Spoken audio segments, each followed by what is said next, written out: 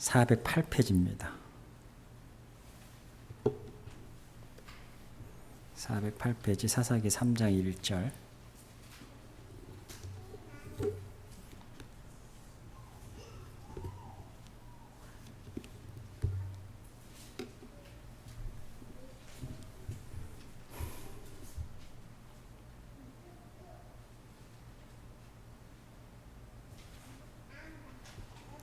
같이 한번 읽겠습니다. 가나안 전쟁을 전혀 겪어본 일이 없는 모든 이스라엘 백성을 시험하시려고 주님께서 그 땅에 남겨두신 민족들이 있다.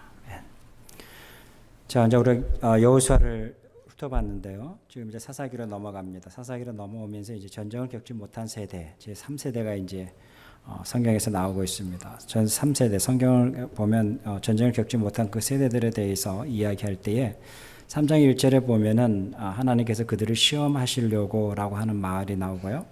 그 다음에 주님께서 그 땅에 남겨두신 민족들이 있다라고 이야기합니다. 다른 민족들이 있는데 그 민족들과 함께 하나님이 이스라엘 백성들을 그 땅에 남겨두신 목적이 뭔가, 의도가 뭔가라는 것이 3장 1절에서의 처음의 시작으로 시작됩니다. 그 다음부터서 계속적으로 이제 사사의 시대가 됩니다. 그 사사의 시대가 되는데, 자, 그 가운데 보면 우리가 계속적으로 되풀이되는 모습을 한번 발견했으면 좋겠습니다.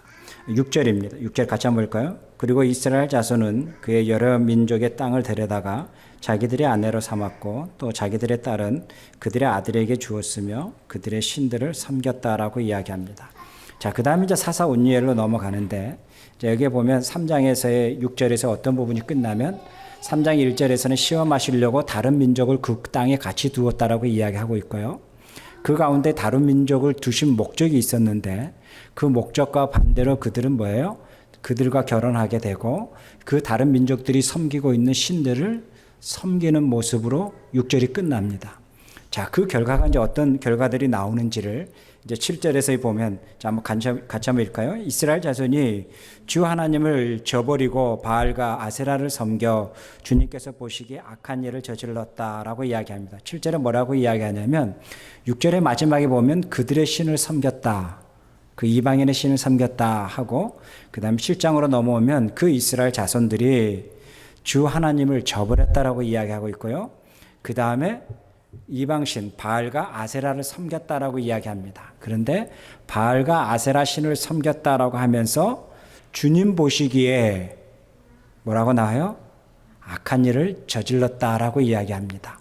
자, 그들이 이제는 어떤 악한 일이 벌어지는가에 대해서 구체적으로 이제 우리가 또 생각해 봤으면 좋겠습니다. 8절에 보면 주님께서는 이스라엘 백성에게 크게 분노하시고 그 주위에 있는 메소포타미아의 왕을 통해서 이스라엘 백성들을 다시 8해 동안, 8년 동안 그들을 다스리고 통치하고 아주 괴롭힘을 주는 거죠.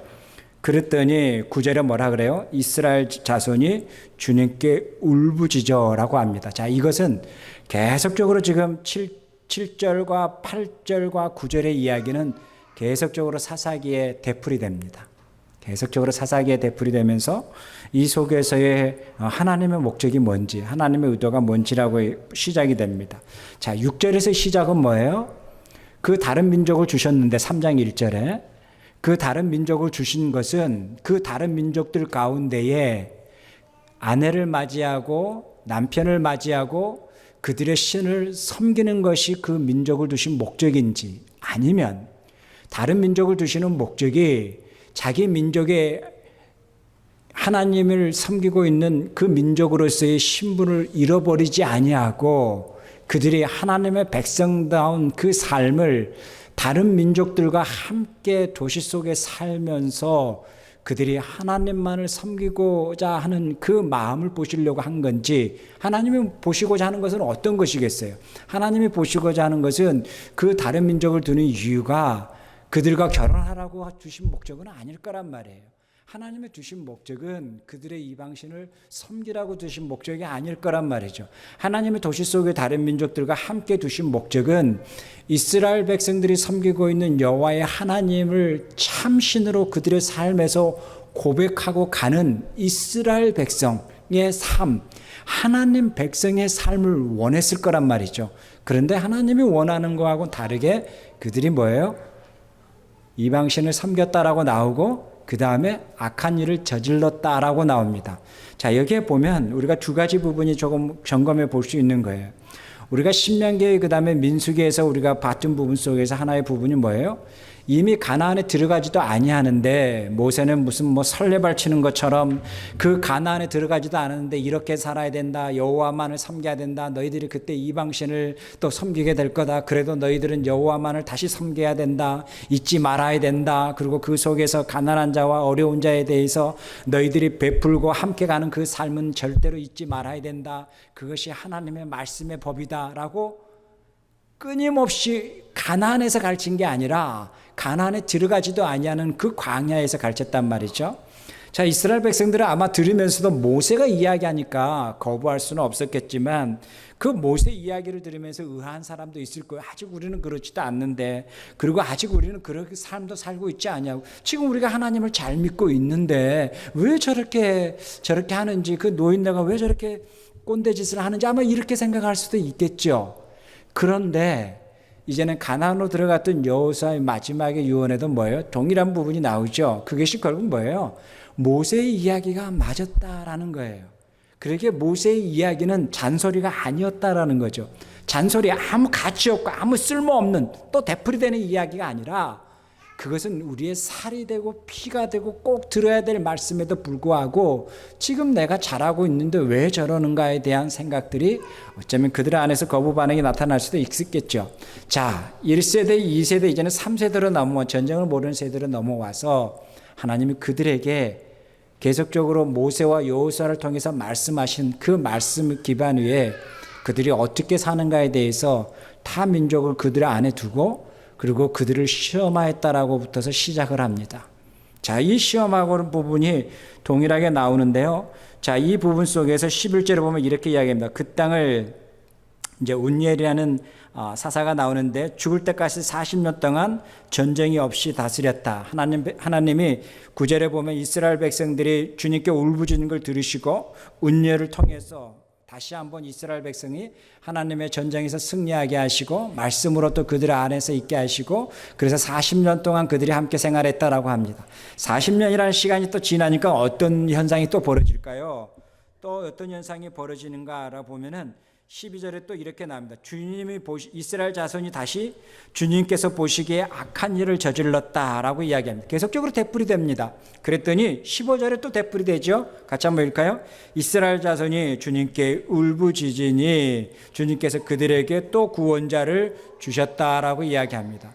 자, 계속적으로 어떤 일이 보여요? 그들이 악한 일을 저질렀다. 악한 일을 저질렀을 때 주님이 보시기에 심히 악함으로 말미암아 주님께서는 어떻게 해요? 그 이방인의 나라를 통해서 그들을 심판하십니다. 그것은 심판의 의미거든요. 심판을 하십니다. 그 심판을 하실 때에 그 고통 가운데 있는 그들이 누구께 울부짖어요?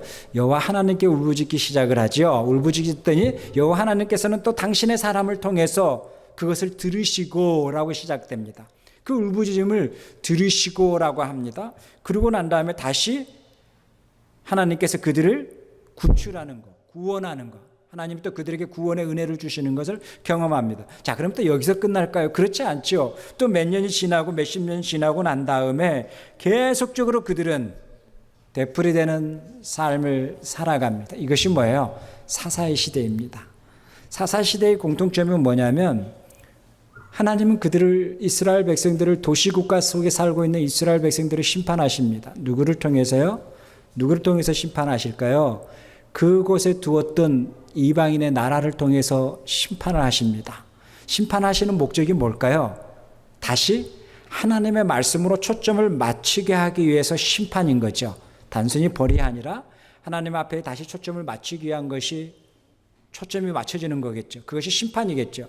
자, 이것이 계속적으로 사사기 속에 나옵니다. 결국 이것이 나중에 국가로 만들어지고 사무엘 상하라 가면서 국가로 만들어지면서 이제는 뭐예요? 하나의 거대한 국가로서의 하나님을 거역하기 시작하고 그 나중에는 결국 뭐예요? 하나님이 그 민족을 가나안 땅이 아닌 다른 민족으로 흩어지게 만드는 것이 전체적인 구약 성경의 흐름입니다. 근데 그 속에 우리가 잊지 말아야 될 게 있습니다. 하나님은 심판을 하실 때에 꼭 이방인의 나라를 통해서 심판을 하십니다.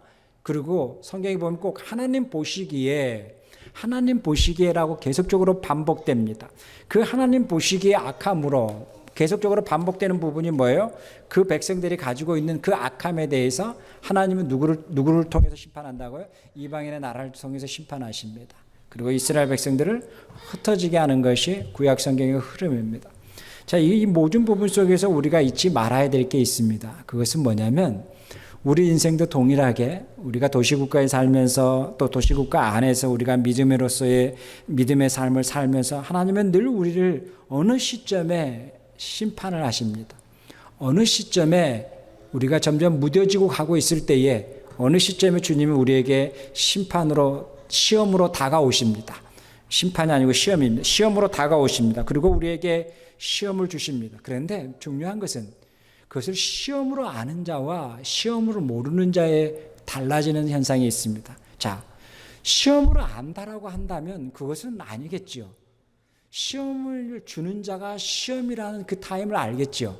그러나 그 경과 환경을 받는 사람은 그것이 시험인지 아닌지는 모르겠죠. 중요한 것은 그 백성은 무엇을 바라보게 되냐면 내가 하나님의 말씀으로 바르게 살고 있느냐 있지 아니하냐가 가장 중요한 부분이겠죠.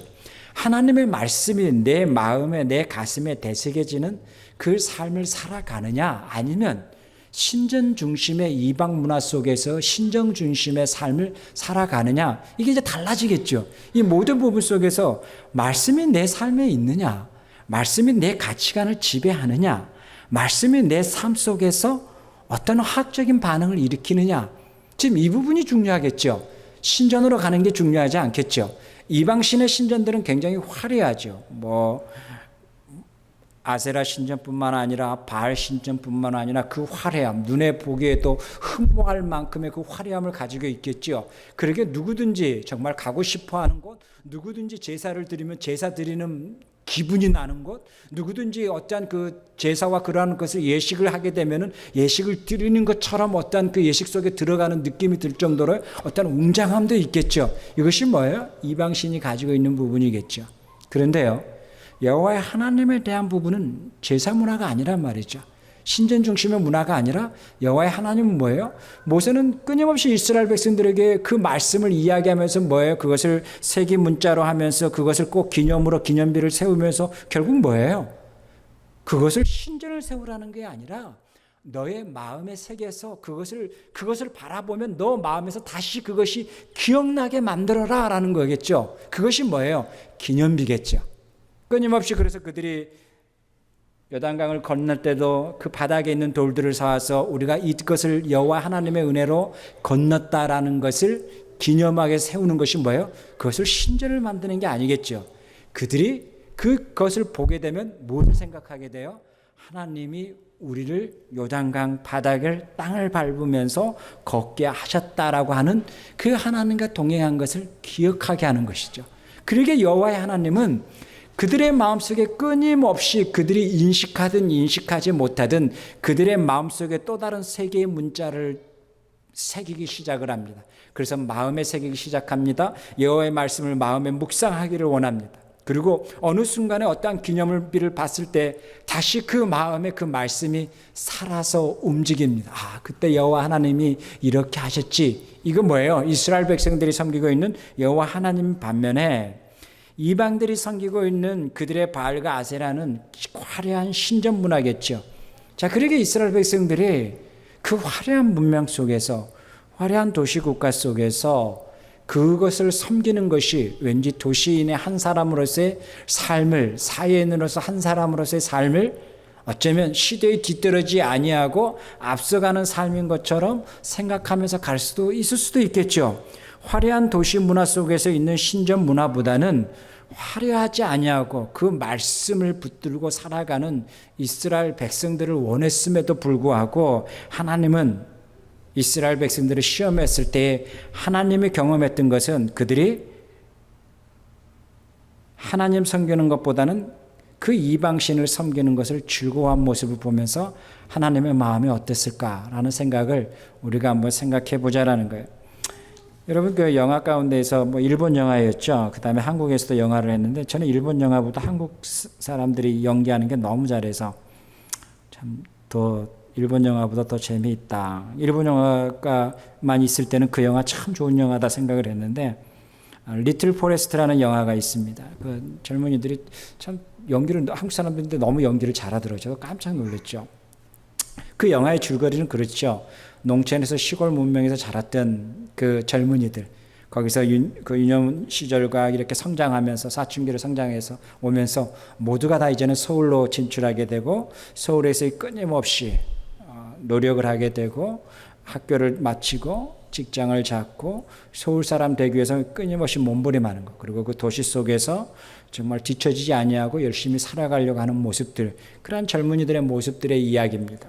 자, 그러함 속에서 해도 너무너무 힘들고 가도 끝이 없는 그 삶의 부분 속에서 해이가 생겨서 어떤 젊은이는 다시 시골로 내려오게 되고 그 시골에서 농사를 지면서 또 아버님의 일을 도우면서 새로운 걸 발견하죠. 뭘 발견하냐? 이것도 사람 살 수 있구나. 이것도 우리가 살 수도 있구나. 이것도 사람 사는 곳이고 이것 또한 농촌에 사는 것도 도시 못지않게 재밌게 즐겁게 살아갈 수 있다는 것을 발견하는 과정입니다. 그 다음에 어떤 또 여자 청년이 나오죠. 그 여자 청년 또한 아르바이트를 몇 개씩 하면서 시험을 보면서 시험에 떨어지고 또 그러한 과정 속에서 농촌에 와서 다시 농촌에 그것을 일구면서 있는 그 배고픔을 달래면서 있는 그 기간 동안에 어떤 마음이 드냐면 이곳에서도 살 수 있구나. 그리고 그곳에서 있었던 좋은 기념비적인 추억들, 그것들을 다시 한번 되새기고 생각하게 됩니다.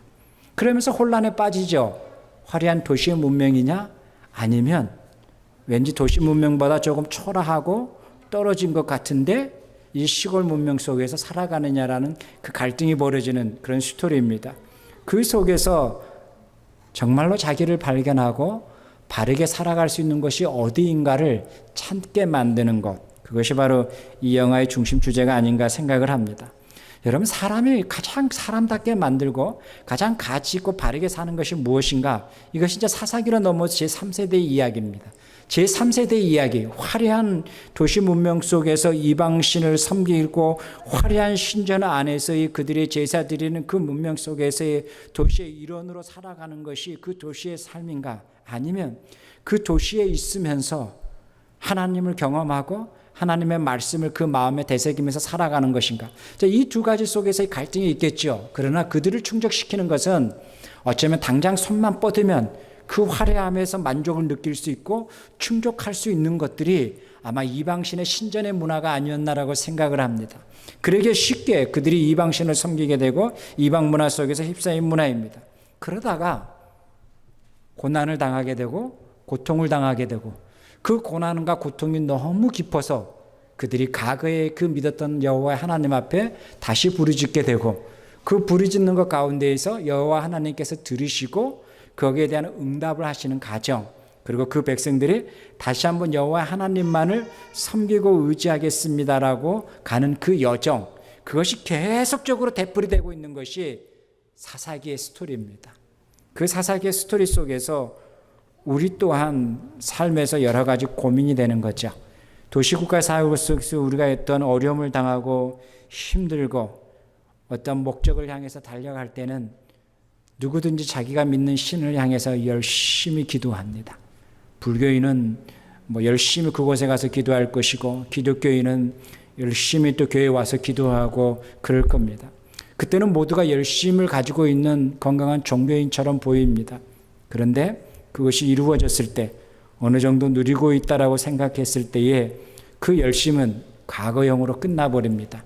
그 거룩한 종교인의 모습은 없어집니다. 그러고 난 다음에 어떤 마음이 들까요? 그 마음 속에는 이제는 점점점 신의 자리가 자기의 중심의 자리가 되고 자기가 모든 것을 이끌 수 있다라고 생각합니다. 잘 보세요. 슐라이마우도 그런 이야기를 했지만 원시적인 사람들의 형태, 가장 도시 속에서는 원시적인 사람들의 형태가 뭐냐면 처음의 단계는 신을 갈망하게 되고 그 신을 자기의 중심에 모시게 됩니다. 그리고 그 신을 향해서 여러 방법으로 그 기원을 하게 된다 그럽니다. 그러고 난 다음에 어떤 것이 이루어졌을 때는 그 자리는 슬며시 자기의 자리가 됩니다. 신의 자리가 아닙니다. 그래서 열심히 모든 것을 중심에 자기가 리드한다라고 생각을 합니다. 그런데 원시적인 단계에 있을 때는 뭐예요? 신이 나를 리드한다, 신이 나를 이끈다라고 해서 열심히 신에게 기원을 하고 신에게 밑보이면 되지 아니한다라고 빗보이면 안 된다라고 하고 열심히 원시적인 종교 형태를 빌다가 이제는 도시화되어 있는 근대화되어가는 그 삶의 패턴으로 바뀌게 되면 그 신의 자리는 서서히 퇴색해져가고 없어간다는 거예요. 이것이 우리가 하나님을 믿는 도시국가 속에서 우리가 신앙생활하고 있는 부분 속에서의 동일한 모습일 수도 있다라는 겁니다. 처음에 하나님이 이루어지기를 간절히 바랍니다. 하나님이 인도해 주시기를 간절히 바라고 기도합니다. 예전에 우리 큐티 나눔 중에서 우리 어느 집사님이 저도 세금 좀 많이 냈으면 좋겠습니다라고 해서 저도 열심히 기도하기는 합니다. 주님, 세금 좀 많이 내는 사람 되게 해주세요. 근데 주님 보시기에 세금 안 내고 사는 게 더 바르다라고 하면 안 내게 하시고, 주님 보시기에 세금 많이 내도 건강하게 바르게 갈 수 있는 가치 있는 삶이다 하면 주님이 판단하시되, 어쨌든 세금 많이 내고 싶어 한다니 얼마나 국가에 도움 되겠습니까? 그래서 저도 이제 큐티하고 가끔 이렇게 중보 기도할 때 이제 중얼중얼 이렇게 이제 기도합니다. 그건 저 스타일 기도죠. 자, 그렇게 하지만 우리의 모든 신앙의 모습들이 그렇다라는 거예요. 지금의 모습은 우리의 모든 신앙의 모습이 화려한 도시 안에 속에서 그 중심에 서 있을 때에 그 우리의 중심에 모세가 이야기하고 여호수아가 이야기했던 그 이스라엘 백성들의 그 마음의 세계라고 하는 그 기념비를 세우라고 하는 여호와의 말씀의 법이, 여호와께서 너의 인생의 주인이라고 하는 주되심의 그 말씀의 중심이 우리의 삶의 중심 속에서 어느덧 점점점 내가 주인 돼가는 삶이 되지 않는가라는 거예요. 하나님의 보시기에 악하다라는 부분이 여기서부터 시작이 되는 거예요. 그래서 그 결과가 뭐예요? 스바냐 2장 1절과 5절 사이에 보면요, 그 스바냐를 통해서 하나님이 이스라엘 백성들에게 뭐라는 표현을 하시냐면 수치를 모르는 백성들이라고 이야기합니다. 단지 그러면 우리는 수치 그러면 음란한 행위를 하는 거, 여러분 이런 도덕적인 부분을 보지 마시고 하나님의 말씀이 있을 때는 두려우면서 이것도 머뭇거리고 해야 되느냐 마느냐에 대한 부분 속에서 당연히 하나님의 말씀에 대해서 기준을 가지고 갔던 과거형이 있었다면, 지금은요 거기에 대한 나침판이 없기 때문에 이제는 거기에 대한 고민과 생각 자체도 하지 아니하고 살아가는 그 삶, 그것이 뭐예요? 수치를 모르는 세대, 수치를 모르는 백성의 모습들이라고 이야기합니다.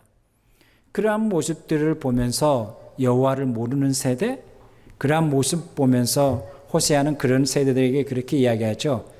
여호와를 알자, 힘써서 알자라고 이야기합니다. 자, 동일하게 지금 여기 사사기 3장에서부터 시작이 이 부분이죠. 여호와를 전쟁을 통해서 경험했던 세대들은 그 간증의 스토리가 많이 있을 겁니다.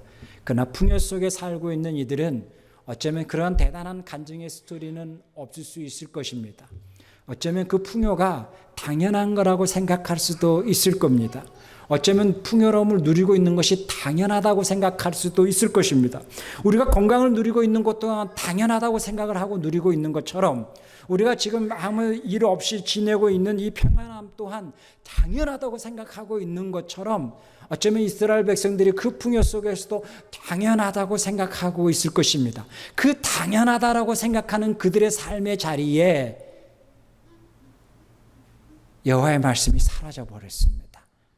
그것을 주신 이도 여호와의 하나님이라는 고백, 우리가 묵상하는 삶 속에서도 섬세하게 반응하는 것, 모든 비를 주시고 땅을 적시게 하시고 모든 수확을 주시고 이 풍요함을 주시는 것 또한 말씀이 아닌 자연 만물을 통해서 하나님의 숨결을 느낄 수 있고 하나님의 손길을 맛볼 수 있는 그러한 섬세한 이스라엘 백성들이 아니라 이제는 점점점 무뎌져가는 백성, 그것을 스바냐 표현대로 이야기한다면 수치를 모르는 백성, 부끄러움을 모르는 백성으로서 전락해버렸다라는 거죠. 그것이 뭐예요? 사사기 3장 이후에 이스라엘 백성들의 계속적으로 되풀이되는 이야기고 스토리다라는 것입니다. 저와 여러분의 삶이 이 본문을 통해서 다시 한번 점검됐으면 좋겠습니다. 리틀 포레스트 영화 꼭 집에서 한번 보십시오. 그 속에서의 우리가 가야 될 삶의 가장 가치가 무엇인가를 고민하는 영화입니다. 화려한 도시국가, 풍요로움, 편리함, 이것이 우리가 추구해야 될 삶인가라는 것을 다시 한번 젊은이들을 통해서 다시 한번 고민하게 하는 부분입니다. 오늘 동일한 부분인 거죠. 이방인의 화려한 문명, 이방인의 화려한 제사 문명, 이방인의 화려한 그 어떤 신전의 문명 속에 살아가는 거, 그 속에서 살아가는 것이 참다운 가나안인으로서 살아가는 것인가? 아니면 화려하지 않지만 그들이 여호와의 말씀을 마음에 새기고 기념비를 세우면서 그 말씀을 의지하면서 그 말씀을 통해서 땅을 적시게 하시고 비를 주시고 우리에게 바람을 주시고 우리에게 풍성한 수확을 주시는 그 하나님의 손길과 숨결을 느끼면서 가는 것 또한 아름답지 아니한가? 이것 또한 하나님으로서의 하나님을 믿고 가는 하나님의 백성들의 의미 있고 가치 있는 삶이 아닌가라는 겁니다. 이것이 우리가 지금 살고 있는 우리의 도시 속에서 계속적으로 질문해 봐야 됩니다. 하나님이 나에게 주시는 은혜가 뭔지, 하나님이 나를 풍성하게 하시는 은혜가 뭔지, 나의 삶 속에서 하나님의 뜻이 무엇인지를 끊임없이 물어가면서 우리의 삶에서 해답을 찾는 우리의 삶들이 되었으면 합니다. 기도하겠습니다. 하나님 아버지 감사합니다. 우리에게 은혜 주셔서 날마다 하나님만 믿고 하나님만 의지하고 하나님만을 경험하면서 갈 수 있는 이 땅의 삶들 되게 하여 주시옵소서. 감사합니다. 예수님의 이름으로 기도하옵나이다. 아멘.